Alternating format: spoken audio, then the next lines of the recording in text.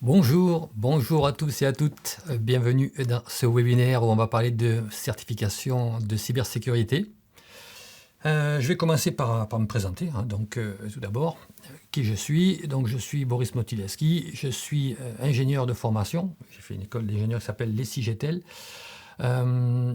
J'ai créé ensuite, alors j'ai travaillé 3-4 ans à Paris avant de créer ma première société qui s'appelait Experlan, qui était une société Experlan, donc expertise en réseaux locaux en fait. Donc une société qui était spécialisée dans la mise en œuvre des réseaux locaux, dans le conseil autour des réseaux locaux, la formation aussi à cette époque-là. Donc ça, on était en 1993 et c'est une société qui a ensuite évolué vers la cybersécurité, puisqu'à partir de 95-96, on a abordé un virage vers la sécurité informatique, comme on l'appelait à l'époque, pour parler ensuite de sécurité de l'information, et puis aujourd'hui de cybersécurité. Et donc, cette société a été revendue à Thales en 2001, et au moment où elle était revendue, elle faisait quasiment 100% de son chiffre d'affaires en cybersécurité. À la suite de ça, j'ai créé une structure qui s'appelait Axiliance. Axiliance était un éditeur de ce qu'on appelle aujourd'hui un WAF, un Web Application Firewall. On appelait ça à l'époque un pare-feu applicatif. L'idée, c'était de venir proposer une technologie qui vient sécuriser les applications web en complément des pare-feux réseau traditionnels, en interceptant les flux HTTPS, en déchiffrant ces flux HTTPS, en analysant les requêtes et en laissant passer les requêtes légitimes vers le serveur web. Société qui a été revendue à Beware revendu à Denial. Bon, il y a eu pas mal de rachats. La technologie et les produits existent encore, même si bien sûr tout ça a très largement évolué au jour d'aujourd'hui. D'ailleurs, le mode de déploiement des WAF aujourd'hui n'a rien à voir avec ce qu'on faisait au début des années 2000. Aujourd'hui, ça se déploie dans le cloud en mode SECaaS, sécurité de service, et non plus du tout sous forme de matériel qu'on déployait historiquement dans les data centers des entreprises. Après Axiliance, j'ai cofondé avec mon ami Stéphane Dahan SecuReview. SecuReview, une société qui était spécialisée dans le monitoring de la cybersécurité, qui a été revendue à Link-by-Net. Link-by-Net racheté par Accenture en juillet 2020. Et puis aujourd'hui, j'ai créé VeriSafe en 2009 pour pouvoir faire du conseil, de l'audit, de la formation. Et je travaille effectivement aussi, c'est la dernière ligne que vous voyez dans le slide, pour le tribunal de Montpellier en tant qu'expert judiciaire. Je suis amené à faire 1, 2, voire 3 expertises judiciaires par an pour le tribunal de Montpellier. Je suis aussi conférencier depuis pas mal d'années pour Orsys, qui est une société de formation, et Capgemini, pour lesquels j'anime des séminaires autour de la cybersécurité et de la sécurité du cloud. Lorsque j'ai préparé les slides pour ce webinaire sur les certifications de cybersécurité, je me suis dit finalement, peut-être cette présentation-là, ce premier slide n'est pas forcément très utile. Et puis à la réflexion, je me suis dit, finalement si, pourquoi ? Parce qu'en fait, en se reprojetant un petit peu sur sa carrière professionnelle, je me rends compte qu'en 1993, lorsque j'ai créé Experlan pour faire des réseaux locaux.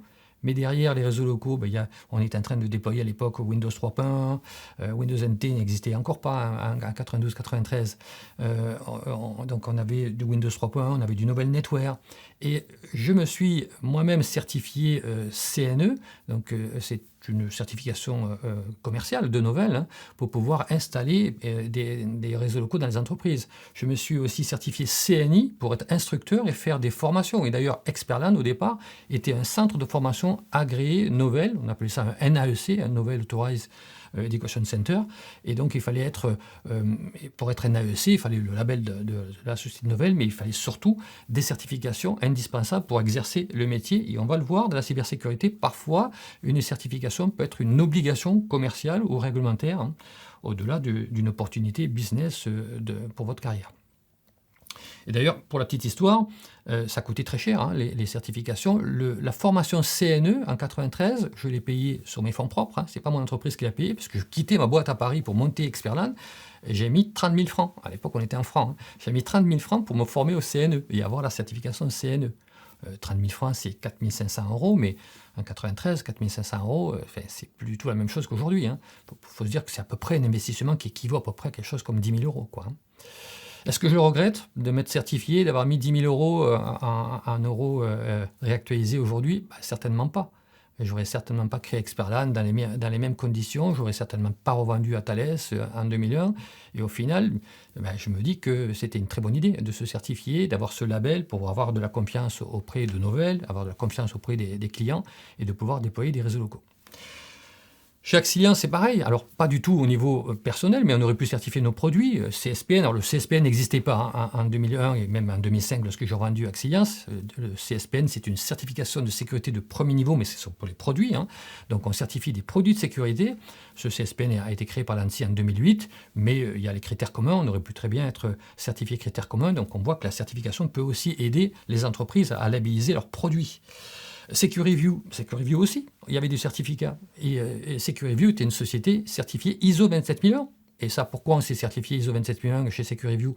Pour donner de la confiance à nos clients, en disant, écoutez, on gère vos logs de sécurité, mais on est des gens sérieux, on est certifié ISO 27001. On était aussi certifié, on va dire plutôt qualifié, c'est le terme exact, par l'ANSSI, puisqu'on était prestataire d'audit en sécurité des systèmes d'information. Et là aussi, ce label d'entreprise de certification était recherché pour un crédit, pour crédibiliser une offre auprès de clients. Et puis, vous voyez, même VeriSafe est certifié. Alors, pas ISO 27001, ça n'a pas de sens pour nous. On fait beaucoup de formations, mais on est certifié Calliope. Et Calliope, c'est une obligation réglementaire. Si on veut faire de la formation et que ce soit financé par des OPCO, par Pôle emploi ou autre, eh bien, depuis le 1er janvier 2022, il y a obligation d'être certifié Calliope. Donc, on voit que les certifications peuvent être intéressantes pour les individus, pour les produits, pour les services. Notamment en matière de sécurité, il y a un règlement européen qui s'appelle le Cyber Security Act, qui est entré en vigueur en 2019, qui va permettre de créer des certifications européennes pour des produits et des services de sécurité. Et puis on voit que la certification, ça peut aider aussi pour les formations.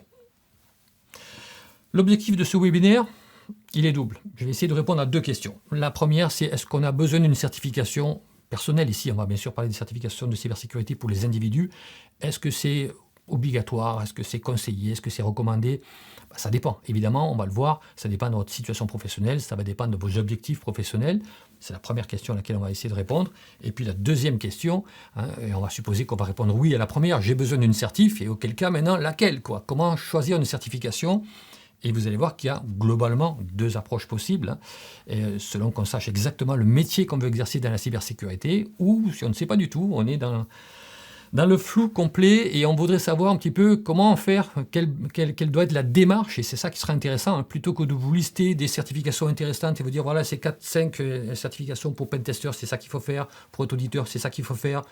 Ça serait même contestable ce top de certification. Je préfère vous donner une méthodologie pour trouver la bonne certification en fonction de votre contexte particulier. Et la bonne certification pour vous ne sera pas forcément la certification la plus pertinente pour votre voisin.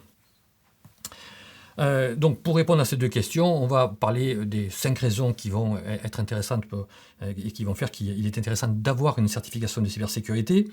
On va parler assez rapidement des métiers de la cybersécurité, des emplois et des salaires. On va parler de l'intérêt d'une certification pour un recruteur. Est-ce que ça apporte d'être certifié pour quelqu'un qui veut vous embaucher? On va parler de, bien sûr, ce que je vous disais à l'instant, comment on choisit sa certification. Et avec cette double approche, je sais où je veux aller et je ne sais pas, je suis dans le flou, et quelle est la démarche que je dois adopter. Je vais vous montrer des top 10 de certifications et vous verrez qu'ensuite, on va prendre des pincettes sur ce top 10 des certifications qui sont données. Et en tout cas, il faudra réfléchir à l'aspect commercial qu'il y a derrière, parce qu'il ne faut pas se leurrer, il y a du business derrière ces certifications, et il y a même un business assez important. Et puis, on fera un focus sur les certifications CISSP, CCSP, CCSK, qui sont celles que je connais le mieux, puisque ce sont celles qu'on prépare, nous, chez VeriSafe. Et puis d'ailleurs, j'en profiterai à la fin, 2-3 slides, pour vous dire quelques mots sur VeriSafe, en quoi on est un petit peu différent en matière de formation et de préparation à la certification. Et c'est vrai que je crois qu'on est quand même très différent de ce qui existe aujourd'hui sur le marché.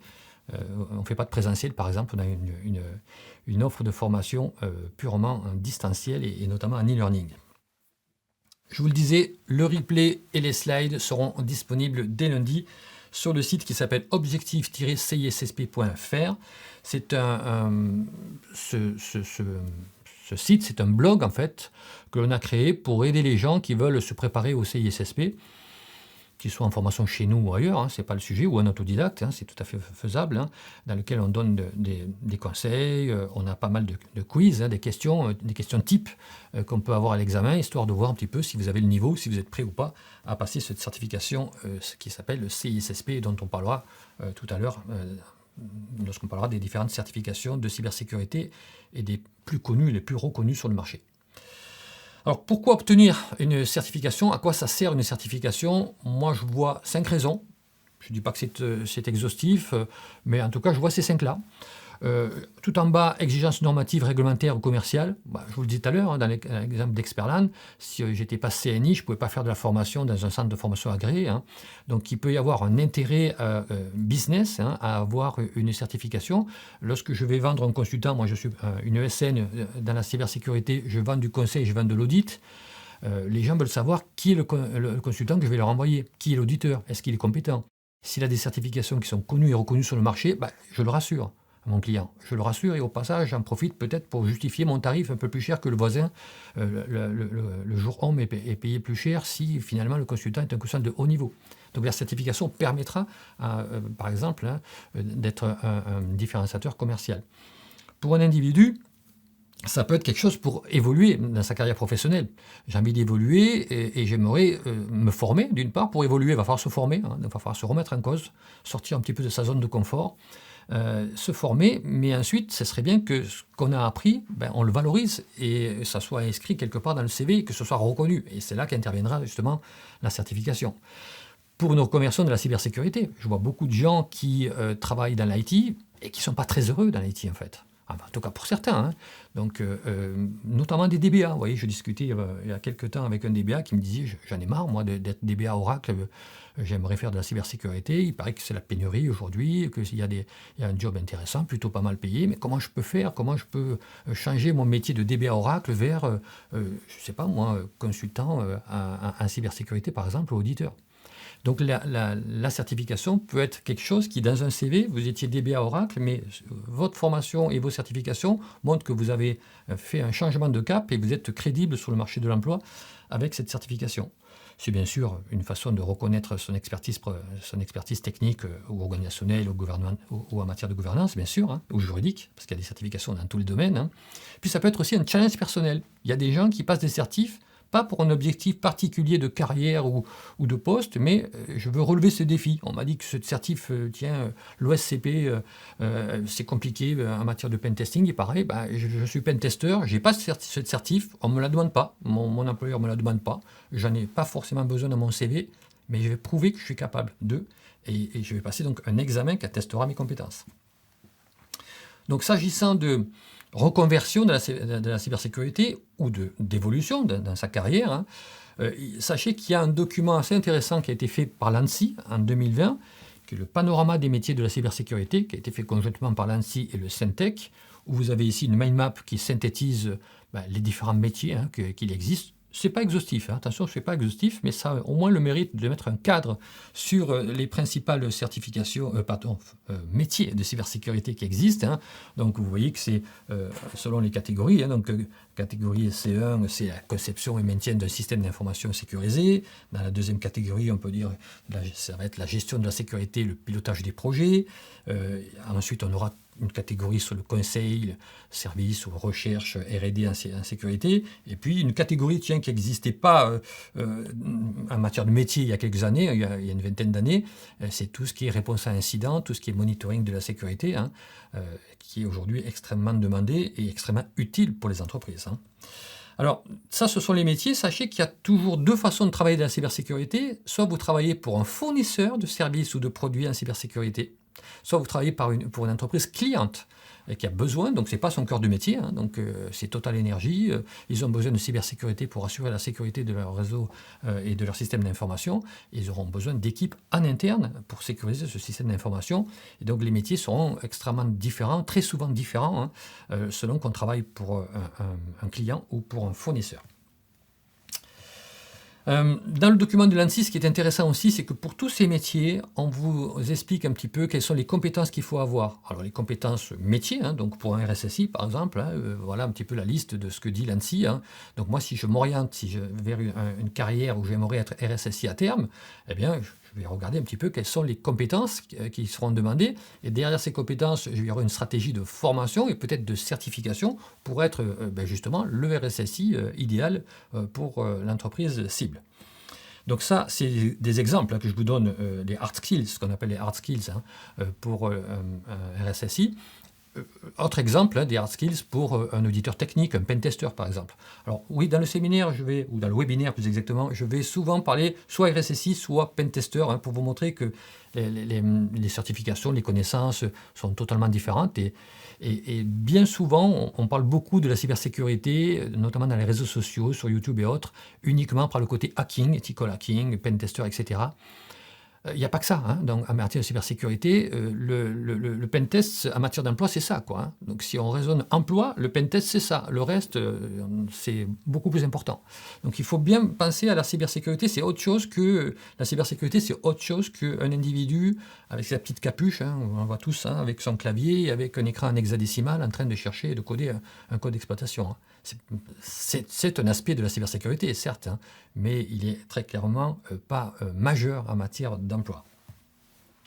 Et là, vous avez également les compétences, les soft skills, les compétences comportementales qu'on doit avoir pour être un RSSI, pour être un auditeur. Et ça permet ça aussi de voir si ça correspond à vous, à votre caractère en fait. Donc si vous n'aimez pas communiquer, si dialoguer avec une direction générale, expliquer à un comité de direction les enjeux de cybersécurité, si c'est quelque chose qui n'est pas du tout dans votre ADN, c'est peut-être pas la peine de chercher un métier de RSSI où ça sera justement une compétence importante. En matière d'emploi, il y a une pénurie, donc très clairement, pas sur tous les secteurs. On parlait tout à l'heure du pentest, le pentester, il n'y a pas tellement de pénurie, il y a beaucoup de pentesters qui cherchent du boulot. Donc il faut bien comprendre que le ethical hacking, c'est pas forcément ce qui est le plus intéressant en matière d'emploi, mais globalement, le secteur est extrêmement porteur. Ce sont des métiers en tension, donc on parle beaucoup de métiers en tension. Dans la cybersécurité, c'est un métier en tension. Je regardais justement en préparant ce webinaire une étude du FIC qui a été publiée en 2021, qui était une étude Emploi France, donc qui a été faite de façon très sérieuse. Et il disait dans cette étude qu'entre 2021 et 2025, on allait passer de 37 000 emplois à 75 000 emplois. Ça, c'est le besoin. Le besoin en matière de cybersécurité, il double en l'espace de 3-4 ans. Donc oui, ce sont des métiers en tension, il y a du boulot, et il y en aura sans doute encore plus dans les prochaines années. La rémunération des RSSI, je vous ai mis... Alors, il y a une étude intéressante qui a été faite par le CESIN. Le CESIN, c'est une association française dans laquelle il y a essentiellement des RSSI. Donc, les membres du CESIN répondent eux-mêmes à l'enquête. Donc ici, vous avez 290 RSSI qui ont répondu à la question numéro 10, pour vous, quels sont les paramètres qui influencent le plus votre motivation personnelle? Et on demande 3 motivations, donc la première, la seconde, la troisième, et en premier, la diversité des sujets à traiter. C'est-à-dire que les RSSI disent que la chose la plus intéressante dans leur business, dans leur métier au quotidien, c'est le fait d'avoir des sujets très divers à traiter au quotidien. La rémunération n'est citée qu'en première position que par 7% des RSSI. Mais si on prend la première, la deuxième et la troisième position, donc vous voyez qu'il y a 2 couleurs dans le slide. Quand c'est le vert foncé, c'est lorsque les RSSI ont mis ça en première position, et lorsque c'est en vert clair, c'est lorsqu'ils ont mis au moins dans les 3 premières positions, donc sur le podium, eh bien on voit qu'il y a quand même 45% des RSSI qui considèrent que la rémunération, oui, ça fait partie d'un élément de motivation. Si on est mal payé, on a du mal à s'impliquer. Donc, et effectivement, à peu près la moitié des RSSI pensent que c'est important. Et d'ailleurs, question numéro 11, encore plus intéressant, parmi les raisons suivantes, quelles sont celles qui pourraient vous donner envie de changer de poste? Augmenter ma rémunération à 28%. Et ce qu'on regarde, lorsque les RSSI ont répondu au moins en première, seconde et troisième position, c'est carrément 88% des RSSI qui mettent dans le podium le fait que l'augmentation de la rémunération sera un sujet pour eux intéressant, enfin ça sera une motivation pour quitter leur job. Et si on prend en plus, et on va encore un peu plus loin, si on regarde un petit peu les RSSI qui opèrent dans des entreprises de moins de 1000 salariés, c'est 97% des RSSI. Donc ça veut dire quoi ça? Ça veut dire que vous avez en gros 97% des RSSI qui bossent dans des boîtes de 1000 personnes au moins qui ne sont pas satisfaits de leur salaire, quoi. Il faut appeler un chat un chat. Si ils ont mis ça en premier, c'est qu'a priori, ils considèrent qu'ils n'ont pas la rémunération qui correspond à leur job, à leur responsabilité, à leurs compétences. Et puis, c'est intéressant aussi de voir quels sont les salaires qui sont proposés au RSSI. Alors attention, ici, ce sont les 290 membres du CESEN qui ont répondu. Il faut aller voir l'échantillon. Donc je vous invite à télécharger, si vous êtes intéressé par ça, l'étude du CESEN. Il faut aller voir l'échantillon, il faut voir un petit peu où travaillent ces RSSI. Ils travaillent plutôt dans des entreprises de taille intermédiaire, voire des grands comptes, un petit peu de PME et quasiment pas de TPE. Donc on est plutôt dans un écosystème de RSSI qui bosse dans des structures assez importantes.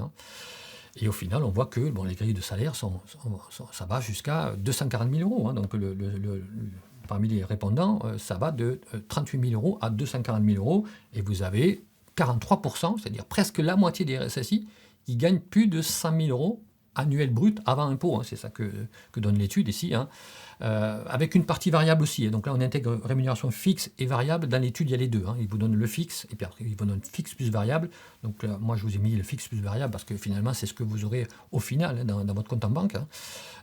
Et ça fait donc quand même une rémunération assez confortable. Si on le compare avec les pentesters, on va voir que ce n'est pas du tout le même niveau de rémunération. Alors après, il y a effectivement, on le voit, très peu de RSSI qui sont payés moins de 60 000 euros, donc 5 000 euros bruts par mois, donc x 12, ça fait 60. Donc il n'y a que 10% ou 11% de RSSI qui sont en dessous de ce seuil-là. Mais il y a des exceptions. Donc le secteur public, par exemple, le secteur public paye assez mal. Donc je vous donne un exemple ici, je n'invente rien. Donc je suis allé sur le site de l'APEC, je regarde un petit peu les offres d'emploi.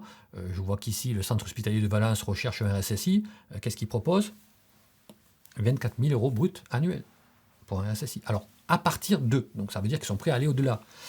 Enfin, quand on dit à partir de 24 kg euros, ça veut dire qu'on n'a pas un budget de 100 000 euros, évidemment. Donc 24 000 euros, c'est le minimum, mais on ira peut-être à 50% de plus, peut-être à 100% de plus. C'est un petit peu ça qu'il faut comprendre. Comment il faut lire cette annonce-là? Ça veut dire 24, c'est acté, c'est sûr, il n'y aura pas à se battre pour les avoir. Et au maximum, sans doute x2, ce montant-là, 48 000 euros. Donc c'est entre 24 et 48 000 euros. Bien souvent, c'est même 50%, donc le max. Donc souvent, les annonces, c'est entre 40 et 60. Lorsqu'on vous donne des fourchettes, vous voyez que c'est entre 40 et 60, entre 50 et 75. Donc là, si je lis correctement l'annonce, ça veut dire entre 24 et 36. 36 000 euros, ça sera le maximum que va vous proposer le centre hospitalier de Valence. Bon, ça veut dire que vous serez en dessous. Vous serez même en dessous par rapport aux 290 RSSI. Là, vous serez même en dessous la rémunération qui était proposée, la minimale ici, dans l'étude. Donc ça, c'est dans le secteur public, c'est assez récurrent. Ça ne veut pas dire que c'est inintéressant, attention, cette offre d'emploi. Pourquoi? Parce que peut-être, il peut y avoir une stratégie qui se dit, moi je veux être RSSI, trouver un poste de RSSI payé 80 000 euros avec peu d'expérience, il ne faut pas rêver non plus. Mais peut-être qu'un job comme ça, pas forcément très bien payé, mais dans lequel j'apprends pas mal de choses, j'ai la possibilité de me former, voire même de me certifier, et dans 2 ans, 3 ans, ma valeur commerciale sur le marché, elle a fait x3. Il faut jamais, surtout quand on est jeune, si on essaie de raisonner carrière, il faut avoir une vision à moyen long terme, pas ce que je vais gagner forcément ce mois-ci. Donc ça peut être intéressant. En tout cas, si on veut être RSSI, si on est sans expérience, ce n'est pas forcément des annonces qu'il faut éliminer tout de suite parce qu'on considère que c'est absolument mal payé. Bon, dans les ESN aussi, parfois, vous voyez, donc celle-ci, il y a peut-être une erreur dans celle-ci, donc sur l'APEC, on propose à partir de 21 000 euros bruts, et quand on regarde l'annonce, on vous demande d'avoir minimum 5 ans d'expérience, confirmé, d'être bilingue anglais, etc. C'est choquant. Je pense qu'il y a peut-être une erreur dans cette annonce-là, mais enfin, si c'est le cas, s'il n'y a pas d'erreur, ça pose un problème. Et en tout cas, ils auront du mal à recruter quelqu'un confirmé avec 5 ans d'expérience à 21 000 euros brut annuel. Donc on est d'accord. Il faut garder un budget pour payer les rançons. Les ransomware, c'est un vrai sujet, hein, c'est un fléau majeur, hein, donc il y a un sujet vraiment d'actualité qui crée aussi une dynamique. Hein, donc il y a une dynamique réglementaire, le RGPD notamment, qui a incité les entreprises à monter en compétences et en savoir-faire. Les obligations réglementaires liées à la directive Nice et la directive Nice 2 qui vient d'arriver, plus ces rançongiciels qui n'arrêtent pas d'impacter toutes ces entreprises, qui font qu'on est obligé de monter, la menace augmente, il faut qu'en contrepartie, la cybersécurité soit à la hauteur. Combien gagne un pentester? On passe sur un autre métier complètement différent. Vous voyez que les rémunérations, ça n'a rien à voir en fait. Hein. On est plutôt, donc la fourchette, c'est entre 35 et 50 000 euros à peu près. Hein, donc pour un pentester. Donc on a, vous voyez, si on est un junior avec entre 0 et 2 ans d'expérience, on va être aux alentours de 35 000. Quoi, hein, donc, c'est-à-dire 3 000 euros par mois brut. Hein. Ce qui n'est pas si mal. Hein, donc, et puis après, on va progresser. Mais même avec 10 ans d'expérience, vous ne gagnerez pas 100 000 euros. Hein. Donc, sauf si vous êtes plus salarié, hein, vous devenez freelance et vous faites des bug bounty et vous gagnez beaucoup d'argent dans la recherche de vulnérabilité. Mais c'est un autre sujet. Quoi. C'est plus un salaire. Vous devenez indépendant, ce qui est une autre stratégie qui peut être aussi intéressante. Si vous avez cette idée hein, d'être freelance à terme, une certification peut être aussi intéressante pour pouvoir vendre ses prestats à des clients. Alors, quel est l'intérêt pour un recruteur d'une certification? Je vous ai fait une petite mind map pour vous expliquer un petit peu quel est l'intérêt. Comme c'est écrit tout petit sur mon iPad, je vais prendre les lunettes.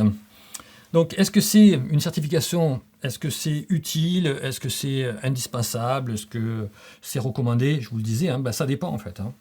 Ça dépend de pas mal de choses. Il faut se poser la question, d'abord, comment on recrute un profil de cybersécurité?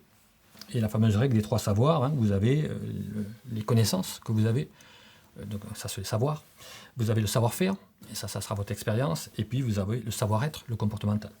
Alors le savoir-être, d'abord c'est difficile pour un recruteur à l'évaluer dans un entretien, savoir si le gars va bien s'intégrer dans l'équipe, c'est toujours difficile. Hein. Et puis même c'est difficile pour le candidat pour changer son comportement. Hein, donc vous connaissez le dicton, hein, donc chasser le naturel revient au galop. Donc il faut faire des efforts, hein, mais c'est pas évident. Sur l'expérience ou le savoir-faire, ça c'est le CV en fait. Hein, c'est ce qui aura marqué dans votre CV. Qu'est-ce que vous avez fait en matière de cybersécurité et qui donnera de la crédibilité ou pas à votre candidature. Et puis vous avez effectivement les connaissances. Et ces connaissances, on peut les acquérir. On peut les valider. Alors, pour les acquérir, comment on fait pour acquérir des compétences? On se forme, hein, en fait. Alors, on se forme par une formation initiale.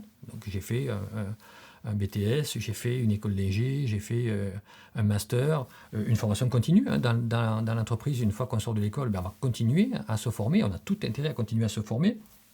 On peut se former aussi en autodidacte.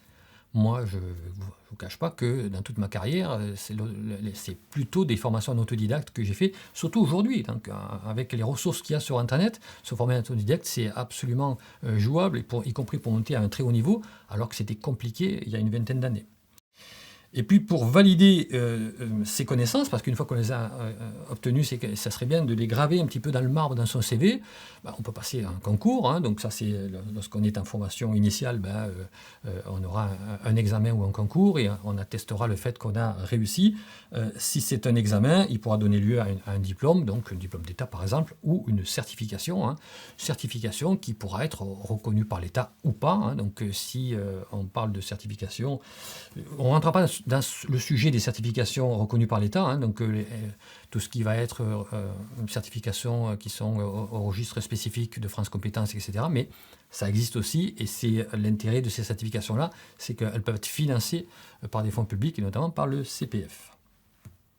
Et donc derrière ces certifications, il va y avoir quoi? Il va y avoir, si on parle de cybersécurité, il y aura un panel de certifications qui va s'offrir à vous. Là, j'en mentionne 473, pardon. Pourquoi 473? Parce qu'il y a effectivement 473 certifications de cybersécurité existantes sur le marché. C'est énorme. Donc, il y a des certifications un petit peu surtout, hein, donc sur la sécurité réseau, sur la gestion des identités, le contrôle d'accès, sur tout ce qui est architecture, engineering, que ce soit du cloud, que ce soit des réseaux industriels, de l'IoT, de la gestion des risques, de la gouvernance, de la sécurité applicative, des certifications. En veux-tu, en voilà, j'ai envie de vous dire. Hein. Donc c'est pas ce qui manque. Hein. L'offre est pléthorique. Le sujet, c'est de savoir laquelle il faut que j'ai. Alors ça, il y en a 473 qui sont référencés là-dedans. Hein. Donc si ce n'est pas très lisible dans le slide, vous aurez le lien hein, pour pouvoir ensuite vous connecter sur le site internet en question et faire un zoom de ces certifications pour pouvoir identifier un ensemble de certifications qui pourraient vous intéresser. Et sans compter, alors dans ce document, il parle de l'ISO 27001, donc oui, il parle de la 27005 et même de la 27032, mais par exemple, il ne parle pas de la 27701, il ne parle pas de la 22301, de la 27035, de la 27034 pour la sécurité applicative. Donc, tout ça pour vous dire qu'il y en a 473 et ce n'est pas exhaustif. Il y en a sans doute plus de 500 certifications existantes sur le marché.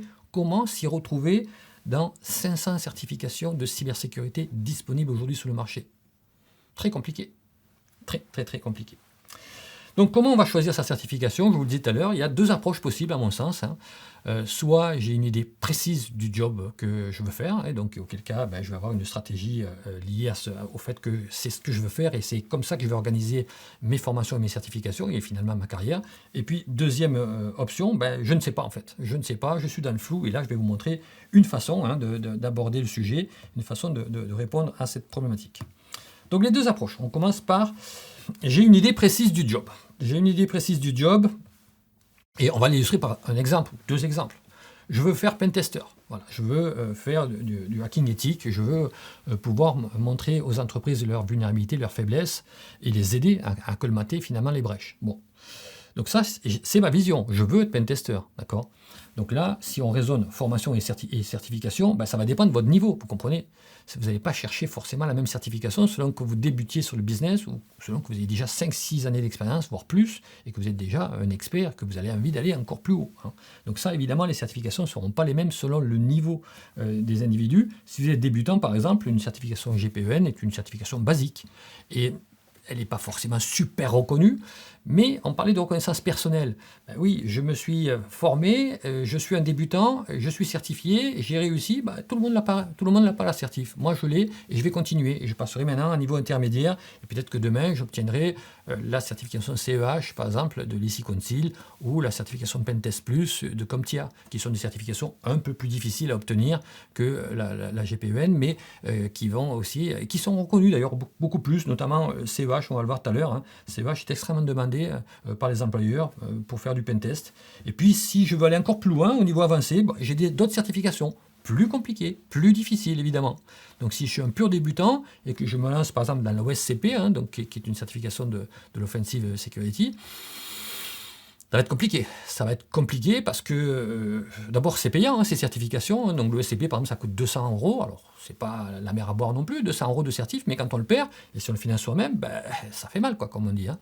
Donc, 200 € plus l'investissement en temps, plus les bouquins, plus peut-être les formations. Si vous prenez le package proposé par l'Offensive Security, il propose un package à 1 000 €, vous avez 200 de certifs et 800 de formation. Bon, lorsqu'on a investi 1 000 € sur ses deniers perso, on a envie de réussir, quoi. On a envie de réussir. Hein. Et donc, il ne faut pas se lancer des challenges qui sont impossibles.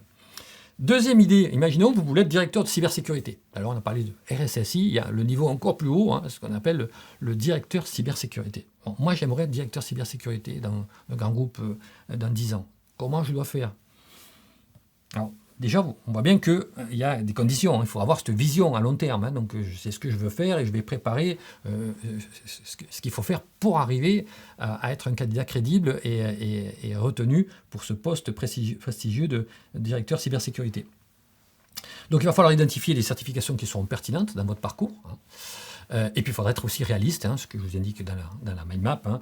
En France, on ne sera jamais directeur de cybersécurité avec un bac plus 2, parce qu'en France, on considère que les diplômes sont structurants.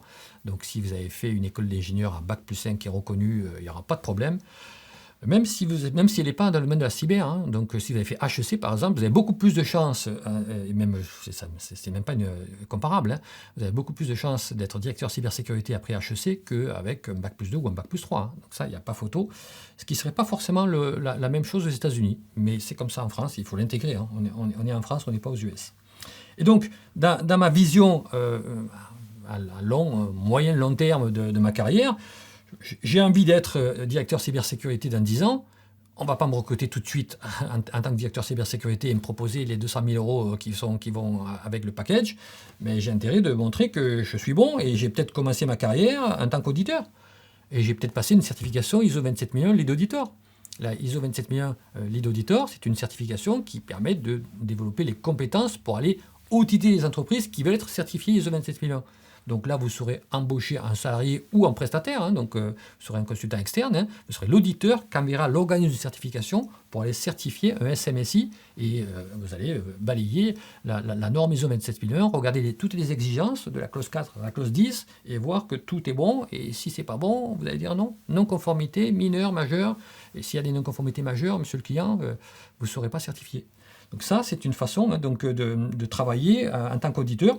Il y a une certification qui est très reconnue qui s'appelle CISA, qui est mise en œuvre par un organisme qui s'appelle l'ISACA, qui est aussi très reconnu. On va le voir tout à l'heure dans les certifs qui sont reconnus. Après, auditeur, je peux devenir consultant, ou je peux démarrer consultant et faire auditeur. Attention, ce n'est pas forcément comme ça chronologique. En tout cas, les deux sont des choses intéressantes pour avoir des postes ensuite à responsabilité. Si je veux être consultant, là aussi, hein, ça va être, mes certifications vont vraiment dépendre de ce que je veux faire, hein.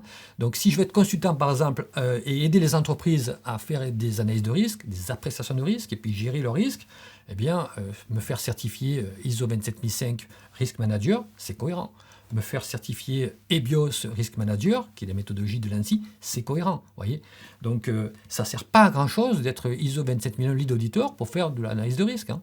Donc, vous voyez, il faut regarder un petit peu mes affinités, ce que je veux faire et quelle est la certification la plus pertinente par rapport à ce que j'ai envie de faire dans une vision à moyen long terme de ma carrière. Si je m'intéresse par exemple à tout ce qui est privacy, hein, donc l'ISO 27701, ben, c'est une certification qui peut être tout à fait complémentaire. Tiens, on peut imaginer que vous étiez non pas ISO 27001 Lead Auditor, mais Lead Implementer, c'est-à-dire que vous étiez une personne certifiée permettant d'accompagner les entreprises qui veulent monter leur SMSI, pas l'auditer, hein, le mettre en œuvre carrément. Donc vous êtes ISO 27001 Lead Implementer. Et ensuite, la 27701, ben, va rajouter la couche privacy, hein, dans le processus, dans le SMSI, et on aura une double certification. L'entreprise pourra être certifiée ISO 27001, ISO 27701. Et vous, en tant qu'auditeur ou en tant qu'implémenteur, vous pouvez aussi avoir ces deux certifications. Donc vous voyez qu'il y a les certifications pour les entreprises, en 27001 et 701, hein, et pour les individus. Le CISSP, on en parlera après, c'est une certification un petit peu générique, hein. Elle est un petit peu tout azimut, le CISSP, on va le voir tout à l'heure, hein. Donc elle ne se focalise pas sur un métier en particulier, et donc quelque part, elle est moins pointue sur un sujet particulier.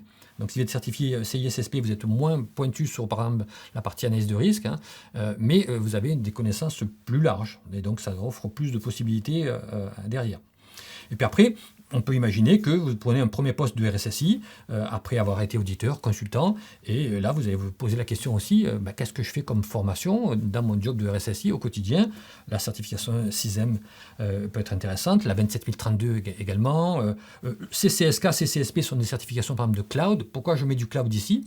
Parce qu'en fait, quand on est auditeur, consultant, etc., et qu'on n'a pas vraiment travaillé dans le cloud, on n'a pas forcément de compétences affûtées sur ce sujet-là. Or, dans toutes les entreprises aujourd'hui, il y a des projets cloud. Et en plus, amplifié avec la crise sanitaire, on va en parler dans un instant. Donc ça peut valoir le coup de se dire, moi, dans ma première mission de RSSI, ou de consultant, hein, d'aller chercher cette certification, cette reconnaissance de sécurité cloud qui est extrêmement demandée et qui fera peut-être le différenciateur entre plusieurs candidats. Lorsque vous êtes shortlisté pour être le RSSI de telle entreprise, il y a celui qui connaît le cloud, il y a celui qui ne connaît pas le cloud. Il y a un atout beaucoup plus intéressant si vous maîtrisez le cloud, parce que les entreprises qui ne sont pas dans le cloud, il n'y en a quasiment plus aujourd'hui, hein. Donc, en tout cas, les grosses entreprises ont toutes des projets cloud, très clairement.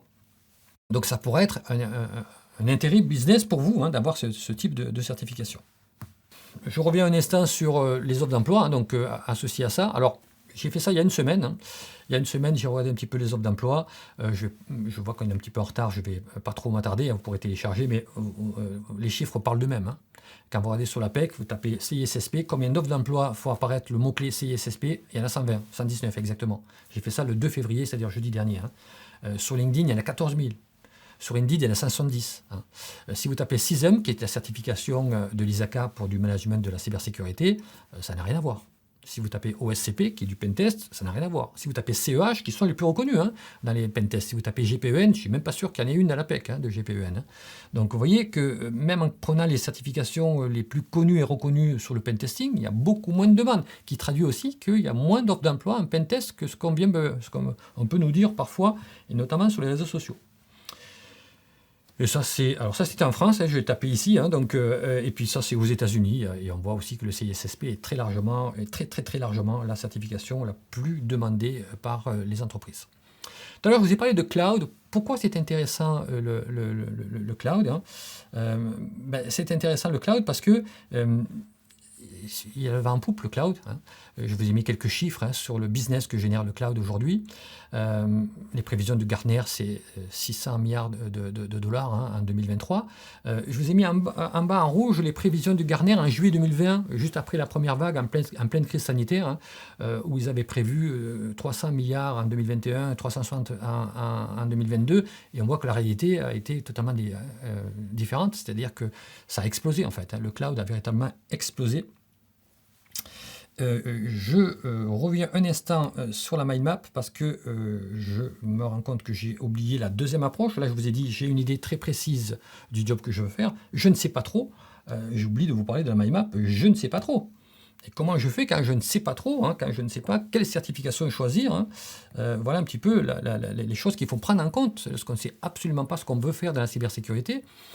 Et choisir une formation et une certification par rapport à son contexte à soi. Il faut prendre en compte son expérience professionnelle, bien sûr. Il faut prendre en compte son niveau de connaissance, il faut prendre en compte sa motivation, il faut prendre en compte le temps disponible que l'on a pour se former, il faut prendre en compte le budget que l'on aura pour se former et se certifier. Est-ce que ça sera pris en charge par l'entreprise? Est-ce que ça sera sous vos fonds propres hein?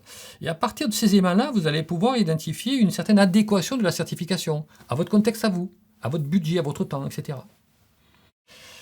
Et en plus, si vous intégrez votre situation professionnelle actuelle et vos objectifs professionnels, vous avez les éléments pour choisir une certification. Une certification se choisit par rapport à tous ces éléments-là. Hein.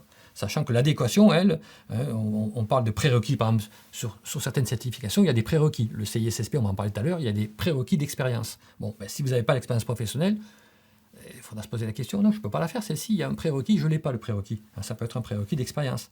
Ça peut être un prérequis ou une difficulté particulière liée à la langue. C'est en anglais, moi je ne suis pas très bon en anglais, est-ce que je suis bien placé pour réussir ce certif? Donc toutes les questions me seront posées en anglais. Voyez. Donc il y a plein de choses que je devrais intégrer pour savoir si la certification est adéquate à mon contexte, et je rajoute ma situation actuelle et mes objectifs pour choisir une certification. Alors, cette certification, vous allez la choisir, selon mon sens, une fois que vous avez pris tout ça en compte, hein, selon deux éléments. Première chose, quelle est la reconnaissance sur le marché de ce certif? Je vous ai dit, il y en a 500 certifications. On a vu tout à l'heure un slide avec 470 certifs. Laquelle il faut prendre? Reconnaissance sur le marché. Quelles sont les certifications qui sont demandées? Et comment je sais quelles sont les bonnes certifications? Je vous ai mis quelques critères. Hein. Regardez le nombre de personnes qui sont certifiées. Demandez à votre entourage qui travaille dans la cybersécurité s'ils ont cette certification. Si en leur prononçant le nom de la certification, ils vous disent CEH, je ne sais pas ce que c'est, ou ISO 27032, tiens, par exemple, les ISO 27032, hein, même des professionnels qui travaillent depuis 10 ans dans la cybersécurité, si vous leur demandez c'est quoi la certification ISO 27032, il y en a plein qui vont vous dire je ne sais pas. J'en ai pas entendu parler, je ne sais pas ce que c'est. Ça ne veut pas dire qu'elle est bien. Ça veut dire que déjà, si les pros ne la connaissent pas, les recruteurs ne la connaissent pas, les employeurs ne la connaissent pas, les clients ne la connaissent pas, c'est pas très bon. Regardez les offres d'emploi, le nombre d'offres d'emploi sur LinkedIn, ce qu'on a fait tout à l'heure, hein, sur l'APEC, sur Indeed. Regardez une certification qui est reconnue, il y aura des ressources disponibles. Tapez dans Amazon le nom de votre certification, regardez s'il y a des bouquins qui sont vendus pour préparer ce certif. S'il n'y en a aucun, faut se poser des questions. Enfin, ne vous posez pas de questions, faites demi-tour. Hein. S'il n'y a aucun bouquin qui parle de ce certif, ça veut dire qu'elle est on ne peut plus marginale. Quoi. Donc il y aura, sur YouTube, tapez dans le moteur de recherche YouTube le nom de votre certif et voyez s'il y a des gens qui en parlent, des blogs, etc. Le nombre de boîtes, d'organismes de formation qui la préparent. des études, des enquêtes, des sondages. Hein. On va le faire tout à l'heure. J'ai tapé top certification de cybersécurité dans Google. On va voir un petit peu ce que Google me sort et on verra un petit peu ce qu'on doit comprendre de ces résultats de recherche. Donc ça, c'est comme ça que je vais savoir si cette certification elle est bidon ou pas bidon, en fait. Hein, parce qu'il y en a 500 certifications, mais il y en a 90% qui servent quasiment à rien, quoi. En tout cas, qui ne permettront pas d'atteindre l'objectif qui est une reconnaissance par des clients, des recruteurs ou des tiers. Et puis mes centres d'intérêt, évidemment. L'assertif, c'est bien que ce soit reconnu, mais est-ce que c'est ce que j'ai envie de faire moi? Ouais, elle est super reconnue, mais je ne veux pas faire ça. Donc je ne vais pas me forcer, je ne vais pas me certifier sur quelque chose qui ne m'intéresse pas. Donc je vais prendre en compte mes centres d'intérêt. Est-ce que je suis plutôt intéressé par le cyber-offensif ou le défensif? Est-ce que moi, c'est ce que j'ai envie de faire, c'est de l'audit, du pentest, etc. Plutôt, donc ce qu'on appelle la red team, hein, l'équipe qui attaque, hein, ou est-ce que je suis plutôt blue team? Est-ce que je suis plutôt dans l'équipe qui défend, hein? Les jeunes aiment bien, hein, un peu comme au foot, on aime bien être avant-centre, moins gardien de but. Hein. C'est peut-être pas forcément judicieux, mais en tout cas, il faut se poser la question. Est-ce que j'ai envie de travailler chez un client ou chez un fournisseur de services de sécurité ou de produits de sécurité? Est-ce que je suis plutôt technique ou organisationnel? Ou les deux? Après, j'ai rajouté cloud computing parce que on peut se poser d'autres questions que ça aussi. Quelles sont les tendances? Travailler dans l'IA aujourd'hui en matière de sécurité, c'est une bonne chose.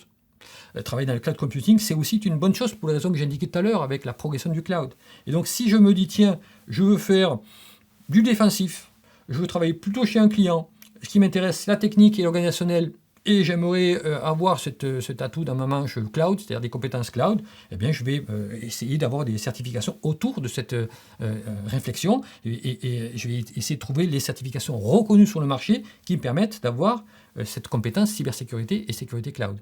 Et même là, vous voyez, il y a deux possibilités. Je vais vous donner deux exemples. Je peux chercher des certifications, des certifs de cybersécurité qui seront mon ADN et des options cloud, ou au contraire, certification cloud et options sécurité. C'est ce que je vais vous montrer dans un instant. Donc ça c'est... Alors quel cloud, si vous devez travailler comment dire, si vous cherchez à vous certifier dans le cloud, vous allez vous poser la question, mais pour quel fournisseur cloud, quel type de service, hein, donc c'est plutôt du IaaS, du PaaS, hein, et sur lesquels il faudra se certifier, et il faudra éviter les acteurs mineurs, non représentatifs du marché, parce qu'il y aura peu d'offres d'emploi. Par exemple, vous voyez ici hein, le cadran du Gartner, hein, vous avez 8 acteurs, il y en a 5 qui sont américains, il y en a 3 qui sont chinois. Donc a priori, vous allez éliminer les Chinois déjà, parce que vous aurez du mal à trouver des clients qui veulent bosser avec Alibaba ou avec Tencent. Hein. Donc ça va bien souvent se résumer à Microsoft Azure, Amazon AWS ou Google avec GCP. Hein. OVH, c'est marginal. Hein. OVH, juste pour un ordre de grandeur, le chiffre d'affaires d'OVH, hein, vous le multipliez par 67 et vous avez la dépense en R&D d'AWS. Hein. Voilà, vous faites 67 fois le CA de VH et vous avez ce que met Amazon en R&D pour le cloud chaque année. On ne parle pas de la même chose. Hein. Alors, si on imagine cette stratégie certification cybersécurité avec option cloud, eh bien voilà à quoi ça pourrait correspondre. Enfin, ça pourrait prendre cette forme-là. Attention, hein, c'est vraiment, il faut le prendre avec des pincettes. Hein, donc c'est un exemple. Pour être compétent en cybersécurité, il faut que j'atteste à travers une certification qui soit reconnue sur le marché. CISSP, incontestablement. Très bien. Mais CISSP, vous êtes compétent en cybersécurité, mais dans le CISSP, il n'y a aucune question sur la sécurité cloud. Hein, aucune. Ou marginale, hein, donc des trucs très simples. Hein. Donc ça n'atteste pas de compétences du tout et de connaissances en sécurité cloud de CISSP. Donc il faut que j'aille chercher une certification complémentaire. Donc par exemple, si je garde l'ISC2 comme organisme qui a derrière l'assertif, je peux choisir le CCSP. Donc ça c'est cohérent, CISSP plus CCSP. Ou alors je change de crèmerie, comme on dit, hein, et je vais voir la Cloud Security Alliance, qui est une organisation qui délivre une certification qui est très connue, hein, qui est incontournable en matière de sécurité cloud, hein, et je vais chercher une certification CCSK. Mais vous voyez, les deux certifications, que ce soit CCSK ou CCSP, tout comme le CISSP, hein, sont des certifications agnostiques, c'est-à-dire qu'ils ne dépendent pas d'un fournisseur. On ne rentrera pas dans les détails de la sécurisation dans Azure, dans AWS ou autre. Ce qui veut dire que pour être parfaitement opérationnel, il faudra ensuite, sans doute, se former et idéalement se certifier autour d'un fournisseur cloud en particulier. Et donc, par exemple, en plus du CCSK, je peux aller chercher la certification AWS Security Specialty qui atteste que je suis compétent dans l'environnement AWS. Lorsqu'on déploie une architecture dans AWS, je connais parfaitement les bonnes pratiques, les bonnes façons de sécuriser l'infra avec les outils qui vont bien et qui sont délivrés par AWS, voire même des produits tiers que je peux rajouter en plus de ceux qui sont fournis par Amazon. Hop là, c'est pas ce que je voulais faire. Donc ça, c'est un exemple. Le deuxième exemple pourrait être se dire, moi je suis plutôt cloud, et j'aimerais avoir l'option sécurité. Donc là, alors j'ai pris l'exemple d'AWS, mais on aurait la même chose chez Microsoft et chez Google, bien sûr. Hein. Donc là, je vais me former et me certifier pour des compétences pour tout ce qui est architecture de solutions dans le cloud AWS. Et puis, je vais aller chercher l'option de sécurité de la CSA pour avoir les éléments de sécurité cloud. Et puis après, j'irai peut-être chercher des choses complémentaires. Donc, si moi, je suis beaucoup plus système et réseau et que je veux sécuriser tout ça, ben, cette certif-là et cette certif-là sont tout à fait pertinentes. Si je suis plutôt développeur, j'irai plutôt chercher, en plus de celle-ci, non pas celle qui concerne le réseau, mais plutôt le DevOps ou le DevSecOps. Voyez. Donc, il y a plein de certifications qui vont dépendre de ce que vous voulez faire, quelles sont vos affinités. Si c'est plutôt du développement, ça sera plutôt le SecDevOps. Si c'est plutôt du réseau, ben, ça sera plutôt celle-ci. Je vous disais tout à l'heure, il y a une autre façon de savoir si une certification n'est pas bidon, c'est d'aller voir un petit peu les études, les enquêtes qui ont été faites sur le sujet. Moi, je me suis amusé à taper en préparant le séminaire, ou le webinaire, pardon, quelles sont les certifications reconnues en cybersécurité. Donc, je l'ai fait en français, en anglais, etc. Et on tombe sur ce genre de choses. Donc, le top 10 des certifications pour booster sa carrière en 2023. D'accord ? Et là, on vous dit, numéro 1, le CISSP. Numéro 2, le CEH. Alors déjà, ça n'a rien à voir, vous voyez. Ça, c'est booster votre carrière, ça dépend qui vous êtes. Donc, celle-ci, c'est pour les auditeurs. Ça, c'est avec ses concurrents au CISSP, celle-ci. Alors, moi, ce qui m'a surpris quand j'ai regardé ce top-là, c'est que je vois l'ISC2 ici, je vois l'ISC2 là, je vois l'ISC2 là, je vois l'ISC2 là. Alors, 4 fois l'ISC2. 4 fois le même organisme dans un top 10 de certification. Ouais, ça me paraît surprenant. Pour ne pas dire suspicieux. C'est bizarre quand même. Est-ce qu'il n'y aurait pas l'ISC2 derrière qui sponsoriserait ce genre d'études ? Je dis ça, je dis rien. J'en prends une autre. Là, les 10 certifications les plus populaires, on voit l'ISC2 une fois, l'ISC2 une fois aussi, très bien. On voit l'ISACA 2 fois, on voit le GIAC 2 fois. Ça paraît plus équilibré, quelque part. Et c'est vrai que celle-ci, qui est faite par Coursera, ce top 10 fait par Coursera, en fait, il est, quand il parle de populaire par rapport à l'emploi, en fait. Regardez, c'est exactement ça. Ça vient du même organisme. Ils ont regardé les offres d'emploi, ils ont regardé que le CISSP, il y en avait 183 000 offres, ils l'ont mis en numéro 1. Ils ont vu CISA, il y en a 49 313, ils l'ont mis en numéro 2. La Security Plus de l'organisme comme TIA, 20 000, ils l'ont mis en numéro 3, etc., etc. Donc en fait, ce classement-là, il est directement lié à ce que vous venez de voir dans le tableau précédent, qui sont populaires au sens recruteur, en fait. Donc on peut le faire sans aller consulter Coursera. Vous avez des moteurs de recherche sur tous les sites, y compris LinkedIn. Si on veut sortir de ça, si on veut avoir... le mieux, ce serait, et c'est pour ça que je zoome sur celle-ci, moi, d'études, le mieux, ce serait de demander à des professionnels de la cybersécurité. Alors, demander à 2-3 personnes, ça ne fait pas. Donc, 2-3 hirondelles ne font pas le printemps, comme on dit. Donc, demander à 2-3 professionnels, ils vont surtout vous dire que la certification qu'ils ont, eux, c'est la meilleure, en général. Donc, ils ne sont pas forcément impartials. C'est pas très bon. En tout cas, ce n'est pas impartial, c'est le moins qu'on puisse dire. Mais si on demande à 100 000 professionnels qui bossent dans la cybersécurité ce qu'ils en pensent, ça peut avoir un sens. Et ça, c'est très, très intéressant. Et c'est ce qui a été fait ici. Sur InfoSec Career, ils ont demandé, dans un groupe LinkedIn où il y a pas moins de 100 000 professionnels, donc ils ont posé plusieurs questions. C'est public tout ça, vous pourrez les télécharger. Quelle est la certification qui est la plus demandée par les employeurs ? 72% le CISSP. Bien avant, et on l'a vu, avant l'OSCP qui est à 26%, bien avant CISM qui est à 26%, bien avant le CEH qui est également à 25%. Donc ça, c'est pas un scoop quelque part, on s'en doutait un petit peu. Plus surprenant, c'est celle-ci. Quelles sont les certifications pour lesquelles vous allez apprendre des choses qui sont applicables dans le monde réel, dans la vraie vie en fait. Et là, on voit CISSP 42%, avant l'OSCP, avant Cisco CCNA et l'autre certification CCIE de Cisco. Je ne suis pas très convaincu par ça, moi. parce que le CISSP, il y a beaucoup de théories dans le CISSP, pas forcément tout est applicable dans le monde réel. Dans l'OSCP, c'est beaucoup plus pragmatique. Alors, il faut être pentester, bien sûr. Hein. Donc, si vous êtes auditeur ISO 27001, l'OSCP, ça ne vous servirait pas. Hein. On est d'accord. Hein.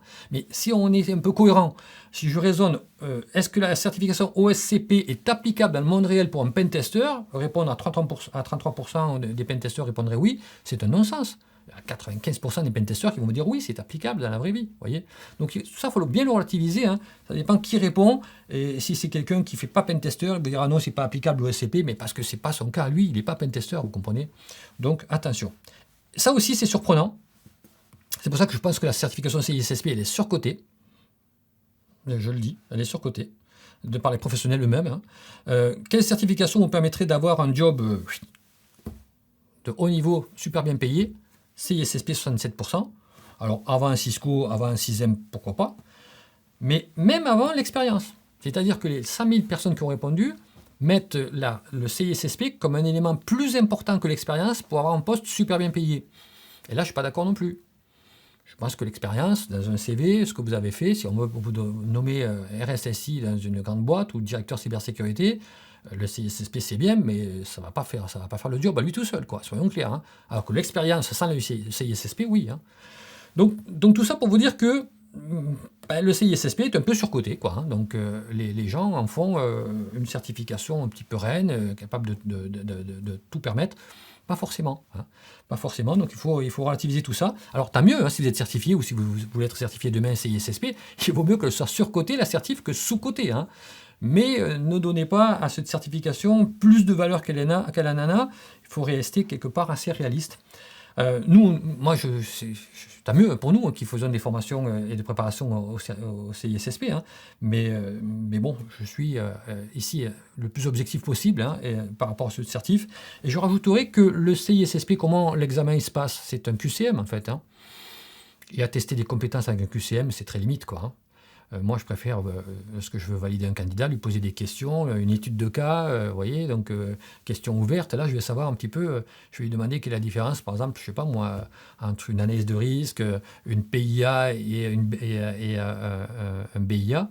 Vous voyez, analyse de risque, PIA, BIA, 3 acronymes. Pour un RSSI, je pose cette question-là.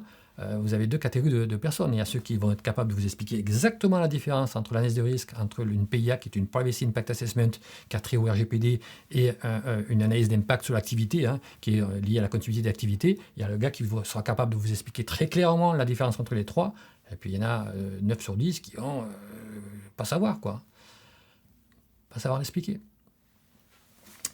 Donc le CISSP, c'est un examen, ce sont des QCM, hein, donc je ne vais pas rentrer dans le détail de l'examen lui-même. Il y a des prérequis hein, d'expérience, il faut 5 ans d'expérience. Si vous avez un bac plus 4 ou supérieur, il faut juste 4 ans d'expérience, donc on vous fait un bonus d'un an. Si vous n'avez pas l'expérience, vous pouvez passer l'examen, et si vous le réussissez, vous êtes associé ISC2, et vous obtiendrez la certification dès que vous aurez atteint 6 années d'expérience professionnelle attestée, hein, donc il y a un petit malus d'une année, hein, mais l'avantage c'est que je peux montrer tout de suite à un employeur que j'ai réussi l'examen. J'ai pour l'instant pas l'assertif parce que je n'ai pas l'expérience dans mon CV, ça atteste que j'ai pas les 5 ans d'expérience, hein, mais j'ai réussi l'examen, donc j'ai les compétences et les connaissances de tous les certifiés, et je peux effectivement m'en servir pour avoir tout de suite un job.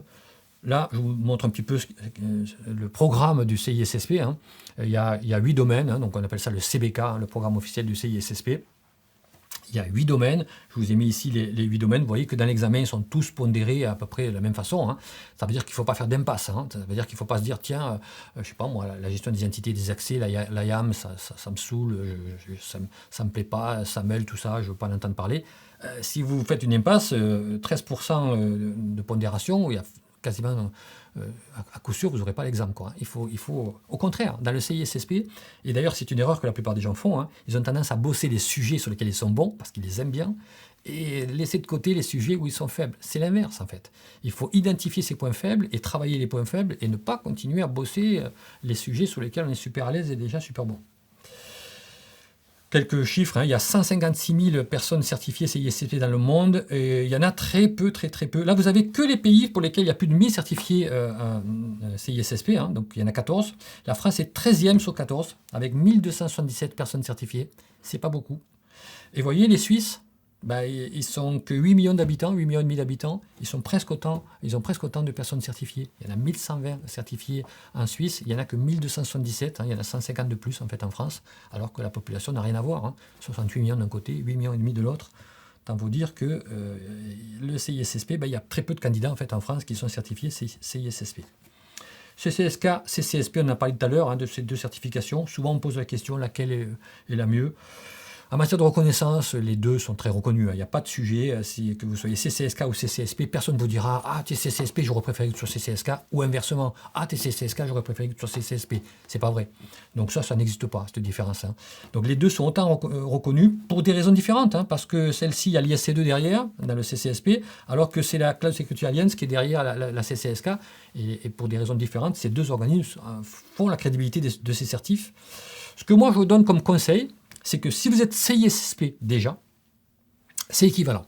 Les deux sont équivalentes. Un poil plus cher à payer l'assertif CCSP. Ensuite, les frais, parce qu'il y a des frais annuels de maintien de la certification à payer. Si vous êtes déjà CISSP, vous n'avez pas à les payer deux fois. Donc c'est pour ça que pour un CISSP, pas de problème. Il n'y aura pas à payer un supplément chaque année. Alors que si vous n'êtes pas CISSP, en passant ce certif, vous devez sortir 120 € chaque année pour l'ISC2. C'est sacré business pour l'ISC2. Regardez, 156 000 personnes certifiées CISSP qui payent 120 € ou 120 $ par an. Ça fait 120 fois 150, ça fait 18 millions de dollars. 18 millions de dollars de revenus récurrents pour une fondation à but non lucratif. On va le mettre entre guillemets, le côté non lucratif. Bon, voilà. Attention à ça. Pourquoi il est recommandé d'être CISSP en plus? Parce qu'il y a plein de questions qui viennent du CISSP en fait. Donc le CCSP, franchement, si vous n'êtes pas CISSP, je ne vous conseille pas. Si vous l'êtes, pas de problème. C'est équivalent. Les deux sont équivalents. Et puis je termine quelques mots sur VeriSafe. Donc nous, on prépare au CCSK, on prépare au CISSP. Moi, j'aime à dire qu'on est très différent des autres parce qu'on ne fait pas une formation comme les autres. Les gens qui font des formations vous délivrent un contenu pédagogique. Vous allez en formation en présentiel pendant 5 jours, on vous donne un support de cours, vous voyez un formateur, et puis après, vous partez et débrouillez-vous avec le contenu qui a été délivré. On ne prend pas en compte vos connaissances initiales, que vous soyez bon ou pas bon sur un sujet, on n'adaptera pas la formation à votre contexte. Tout le monde sera dans le même package, dans le même lot, et l'enseignement sera le même pour tout le monde. Nous, on a une approche totalement différente. On se dit, on ne va pas faire une formation, on va faire une méthode pédagogique pour réussir le CISSP. Donc une méthode, ça doit prendre en compte l'existant, les personnes. Nous, au départ, on démarre par un examen blanc.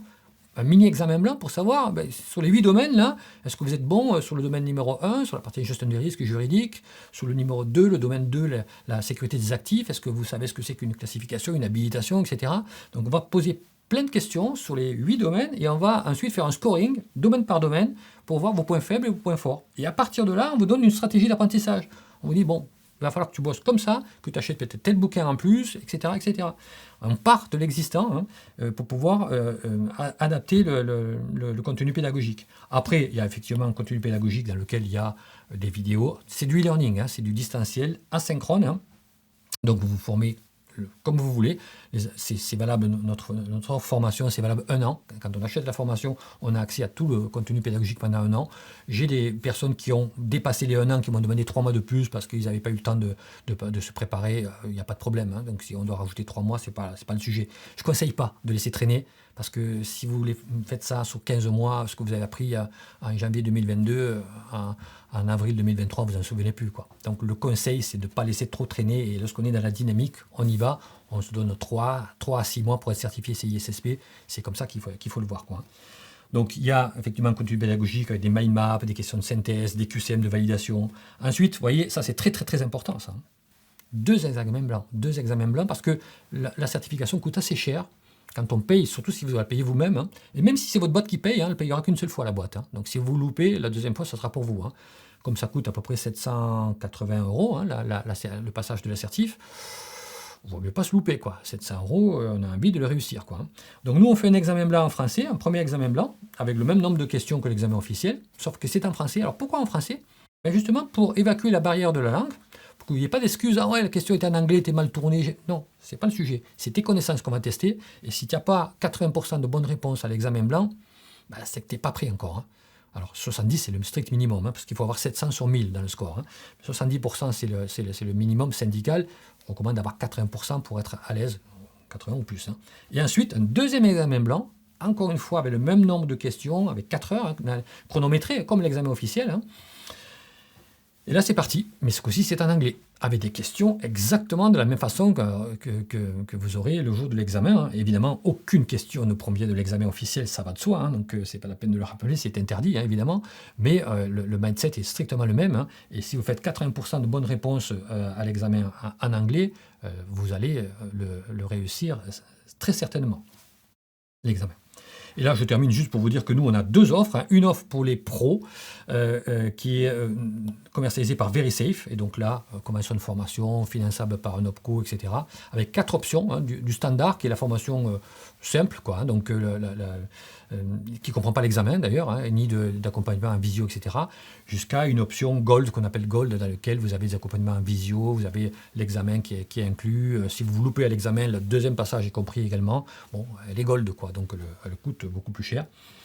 Et puis on a une offre pour les particuliers. En fait, on a créé une structure juridique pour les particuliers qui fait que de la formation. C'est pour ça que c'est exonéré de TVA. On a la possibilité de faire une activité purement formation avec exonération complète de TVA. Du coup, les tarifs sont TTC, il n'y a pas de TVA, donc le TTC est égal au hors taxe, et donc ça fait des choses évidemment totalement différentes. Vous voyez un petit peu la certification standard VeriSafe, la préparation à la certif CISSP, ça coûte 1 890 € lorsque vous la passez avec VeriSafe, la même préparation, strictement la même. Pour un particulier, ça va lui coûter 690 € TTC. Évidemment, c'est plus intéressant quand on le finance soi-même, ceci. Mais il n'y a pas de convention de formation. Il y a une facture, donc là vous pouvez faire j'ai beaucoup de gens, y compris à l'étranger, achètent la certification, la préparation CertiCyber, téléchargent la facture, en font une note de frais, je ne sais pas comment ils se débrouillent, mais ils la font financer par l'employeur. L'employeur préfère payer, lorsqu'il est à l'étranger, il préfère payer, donc c'est pas financé par un OPCO, du coup, vous voyez, c'est par l'entreprise, préfère payer 690 € que 1890. Et parce qu'à l'étranger, il n'y a pas de TVA non plus. Quand on va au Luxembourg, en Afrique, etc. Il n'y a pas de TVA, mais bon, ça coûte 1 890 €. L'entreprise au Luxembourg, en Suisse, au Canada, hier il y a eu 2 commandes du Canada, ils ont payé 1 890 € hors taxe. Le CCSK, c'est pareil, 890 sans l'examen et 390 TTC pour un particulier qui voudrait se certifier. Et puis dans le cadre de ce webinaire, si vous voulez vous certifier en tant que particulier sur vos fonds propres, c'est votre argent à vous que vous allez dépenser, on fait un petit geste commercial. On ne fait pas de promo, on fait très peu de promo. Donc, sur VeriSafe, jamais de promo. Il n'y a pas de Black Friday, tout ça, ça n'existe pas. Mais ça n'existe pas chez Orsi, ça n'existe pas chez Capgemini. Il n'y a pas de promotion dans le domaine de la formation professionnelle. Là, sur CertiCyber, comme c'est une offre pour les particuliers, on sait que ce sont des gens qui vont sortir leur argent perso, on a envie de rendre la note un peu moins douloureuse. Donc, on fait un coupon, il sera activé à 14h, le coupon à partir de 14h, il y a 20% de remise, donc 690, ça permet de se former à 550 €. Il y a même un bundle CISSP CCSK qui est normalement vendu à 890, et si on applique la remise de 20%, ça veut dire 700 €. Pour 700 €, vous avez une double préparation, CISSP CCSK. Il faudra rajouter à ce tarif-là, bien sûr, les frais de l'examen. Donc rappelez-vous, le CISSP, l'ordre de grandeur, c'est 700, que je ne dise pas de bêtises, je crois que 785 €, si je ne dis pas de bêtises. 785. Donc si je veux, quel est le coût de tout ça, là, c'est 785 plus 552, on tourne aux alentours de 1 300 €. Voilà, 1 300 € et vous êtes certifié CISSP. Si vous réussissez l'examen, bien sûr, on fait tout pour que ce soit le cas, évidemment. C'est un investissement. C'est un investissement, ce n'est pas une dépense. Quand on achète un iPad, un iPhone, tiens, le Galaxy S23 qui vient de sortir, les 1 500 €, c'est une dépense. On s'est fait plaisir, mais le retour sur investissement de votre Samsung S23, il est discutable. Une certification CISSP réussie dans votre CV, vous ne le regretterez jamais. Jamais. J'en suis intimement convaincu. Là, évidemment, ça vous coûterait ça, plus 785, plus, je crois, 390, dollars, un CSA. Donc, ça va vous coûter à peu près 1500, 1800, à peu près 1800 €. 1800 € pour avoir une double certification CISSP, CCSK. Pareil, même Même remarque, hein, c'est de l'investissement. Chacun gère sa carrière professionnelle comme il l'entend. Moi, je suis intimement convaincu que si vous choisissez, pas forcément cela de certification, une bonne certification qui correspond à une vraie valeur sur le marché et à vos affinités, non seulement vous serez heureux de l'avoir réussi, hein, donc, et vous exercerez un métier qui vous plaît, et en plus, il sera très clairement récompensé parce que l'offre aujourd'hui est tellement déséquilibrée entre la demande et l'offre que vous êtes gagnant très certainement pour les prochaines années. Le replay, donc tout ce que j'ai vous ai dit ici à 1 heure et quart, et les slides seront téléchargeables sur le site objectifscisp.fr dès lundi. Dès lundi, vous aurez la possibilité d'accéder au replay et aux slides. Voilà, tout ce que j'avais à vous dire. C'était un petit peu speed, hein, je le sais, il y avait 38 slides, mais j'espère que ça répondait, en tout cas, ça éclaircit le sujet si vous souhaitez vous certifier.